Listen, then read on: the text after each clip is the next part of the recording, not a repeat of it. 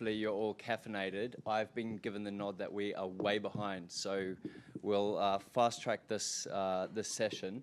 But firstly, before we get into it, I'm John McNerney. I'm from Yahoo. Yahoo is part of both the board of the Tech Lab and Yahoo and IAB Australia. I've been on the board for a few years now. It's amazing to see how we've been able to galvanize all of you as leaders in the industry together in one room and really have these international speakers help us understand what we're facing in what is, as Tony said, a inflection point in the industry right now. One thing that I saw that you probably may have seen did the rounds on LinkedIn last week was this atrocious kind of advertising of which we really want to make sure we avoid about what AI is actually doing to one society, but also our jobs and the benefits of our industry. So with that, we are going to be talking about the practical nature of what AI and also privacy and regulation do towards our organizations, whether that's operational efficiencies, whether that's using tools for practical sense and efficiencies in that. So with that, I'm going to introduce Adam and Sarah. Firstly, Adam is the Chief Data and Digital Technology Officer for and Sarah, our Director of Policy and Regulatory Affairs for the IAB Australia. So come and join us. Thank you very much.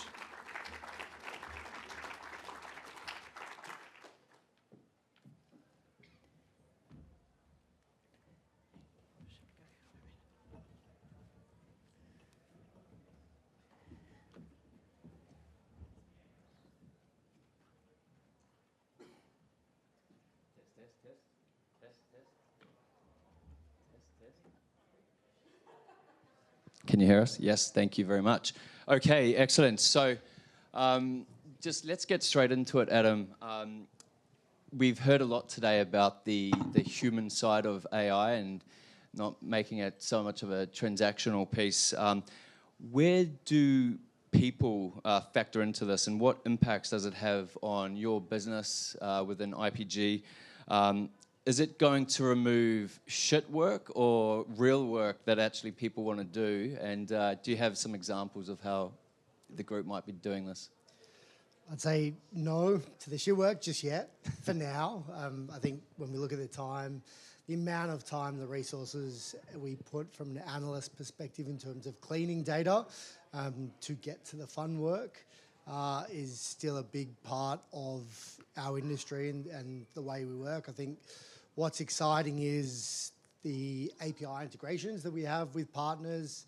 I think if you don't have an API, start to build an API, work through how you can work with clients. I think that is one thing where we are seeing a lot of growth. The least amount of touching of the data in between by humans makes humans then do the good work on top of that.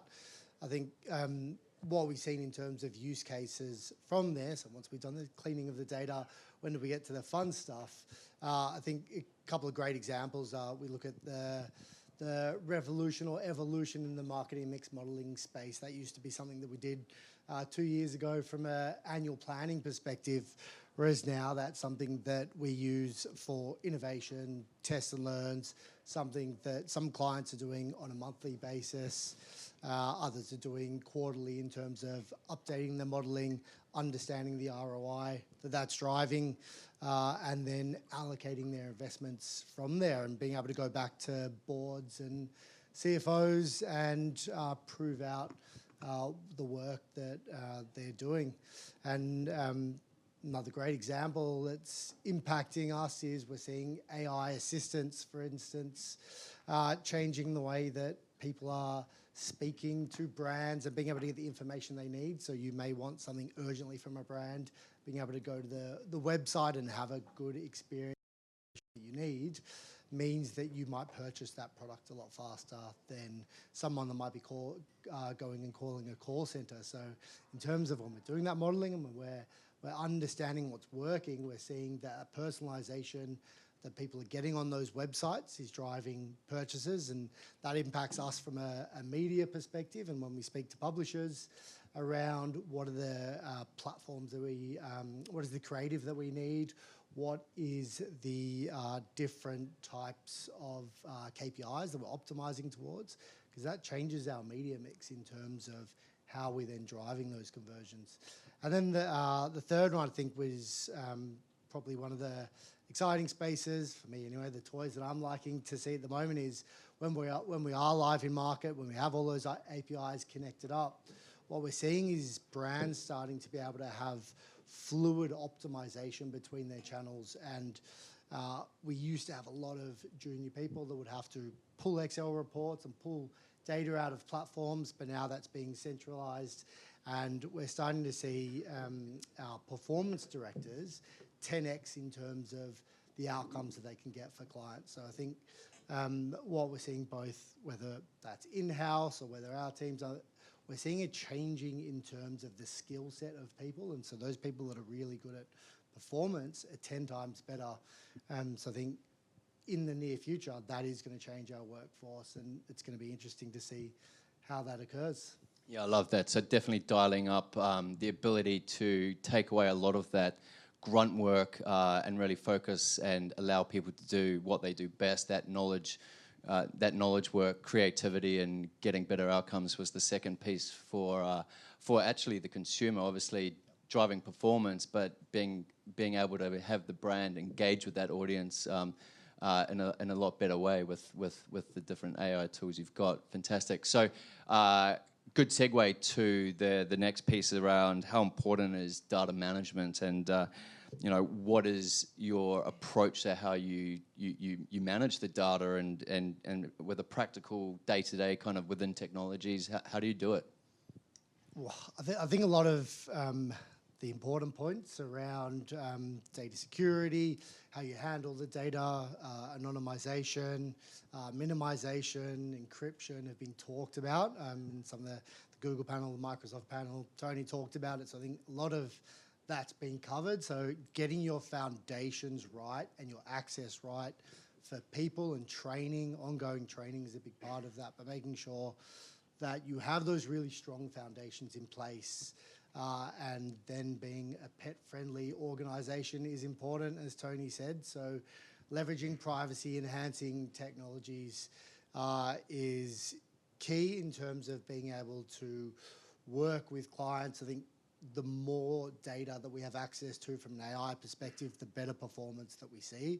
So leveraging those pets to integrate data into tools, leverage the tools off the back of that, and then integrating between partners as well. So like your integration with Afterpay, which is a pretty exciting opportunity from a lot of our clients in terms of integrating their data, Afterpay's data, and through your platform. So I think things like that, data clean rooms with the likes of Google and other third-party ones that we're leveraging with publishers, I think all of that is enabling a lot of optimization and performance for clients, which is quite exciting off the back of that. Yeah, really practical. And yes, with AI, or what we call the new acronym ADM, automated decision making, comes opportunities, but also some risks that we have to be really conscious about. And we've talked about this and heard about it a lot today, Sarah. So firstly, privacy and regulation, what and how is this being looked at from the regulatory bodies, and at a high level kind of view? That'd be great. Well, I thought I'd actually just chime in briefly on the, sort of where do people factor in with AI as well, because I heard someone at a conference say the other day, you can't make a hammer that works well enough to build a house that can't also kill people. And it makes me think about, the discussions sometimes we have with AI in terms of people say, either it's got these amazing opportunities or it's going to have these disastrous consequences. And I think, ultimately the point is it's not the tools so much, but it is the humans and how they use the AI that's critical. And I think, and management in the sort of data management context, sort of managing that is critical. In terms of how regulators are looking at this, and maybe I'll start with why it's important. essentially, so data and data sharing are critical for AI, how AI systems work, how they make decisions, and how they improve those decisions. I saw a CSIRO report in 2023 that basically said 68% of Australian businesses have already implemented AI technologies, and a further 23% at that point in time were planning to implement AI technologies. These technologies are playing a really important role and are integrated already. Having said that, the same report, to Daniel's point, that we're sort of at the picks and shovels phase of things, the same report basically also said that the ecosystem still needs to mature.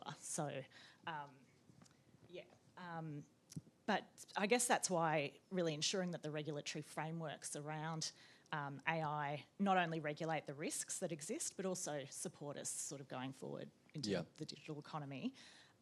In terms of how regulators are looking at this, so we've heard directly from them a bit today, but I guess I'd just make 2 points. Firstly, there are a number of reviews on foot that are looking at this in different ways.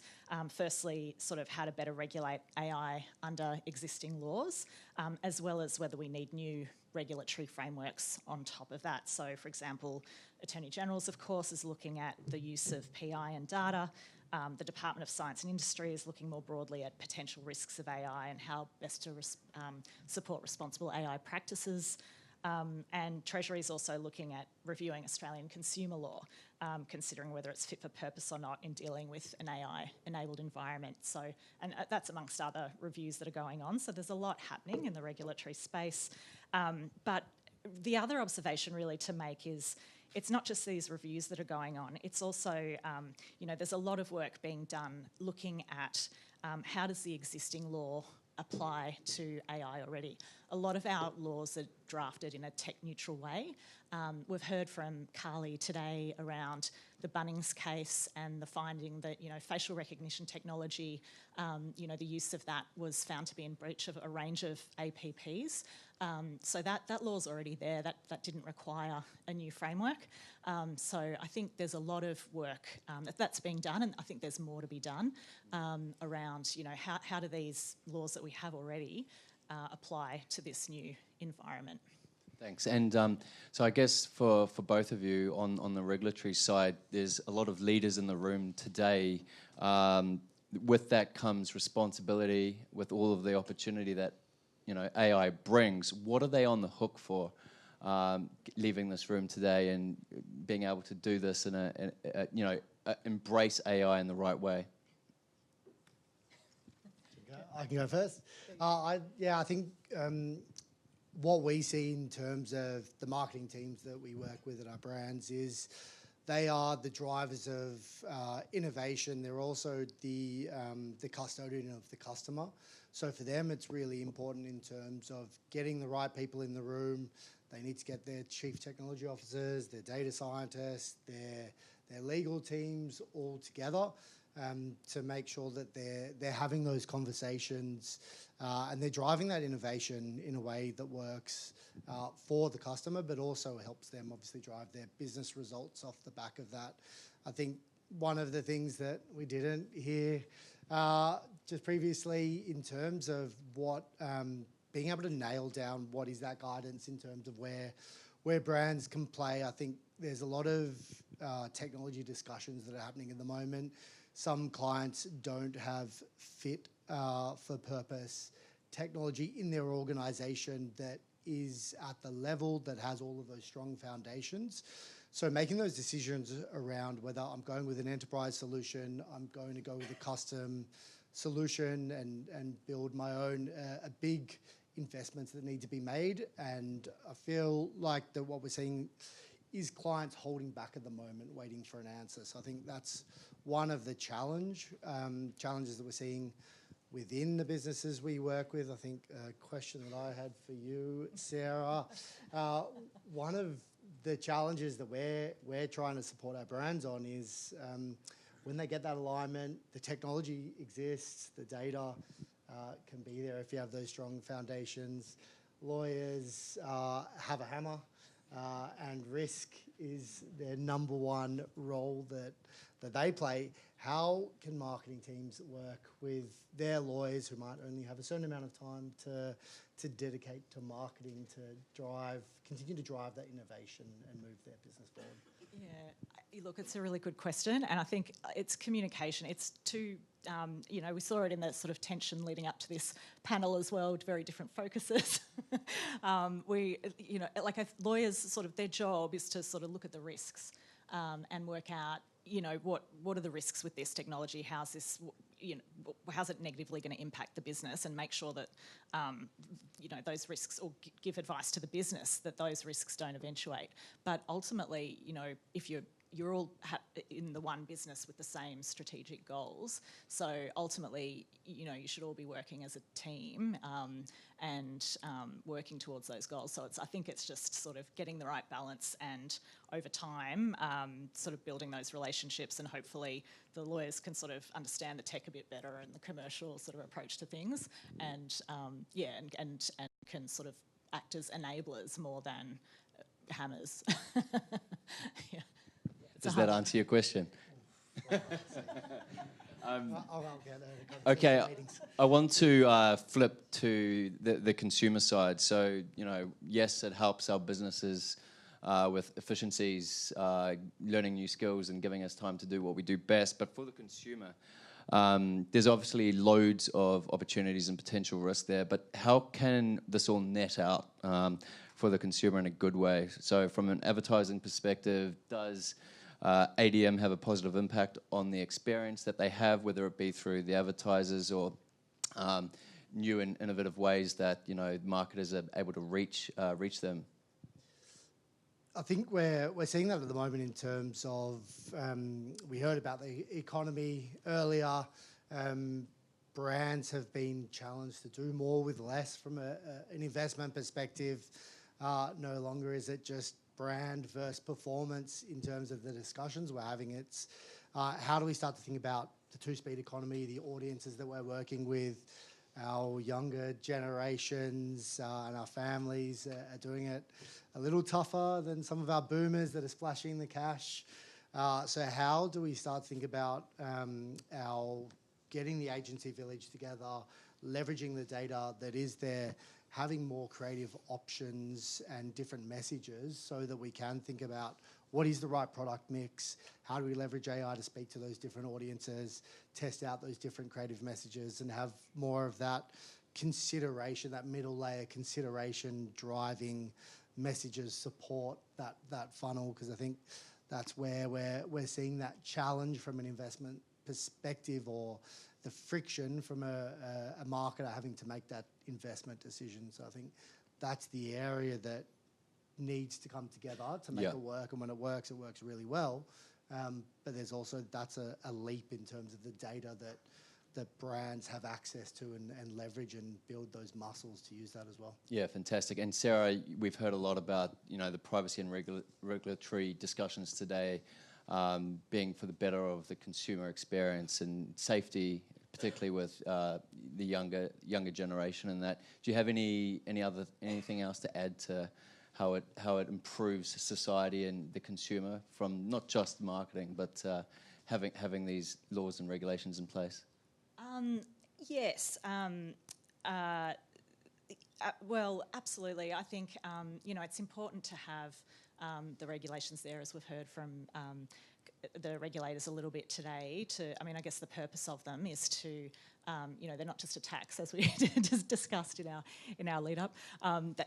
There is usually a policy rationale around consumer protection, protecting competition, greater benefits to society. That doesn't mean that regulators always get it right.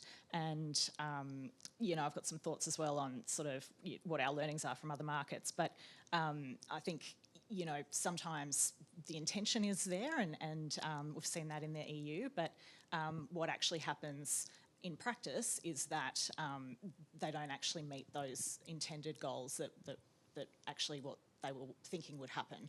And that's really a discussion between regulators and industry a bit as well, just making sure that they understand the practical outcomes of what they're actually regulating for, I think. Excellent, thank you.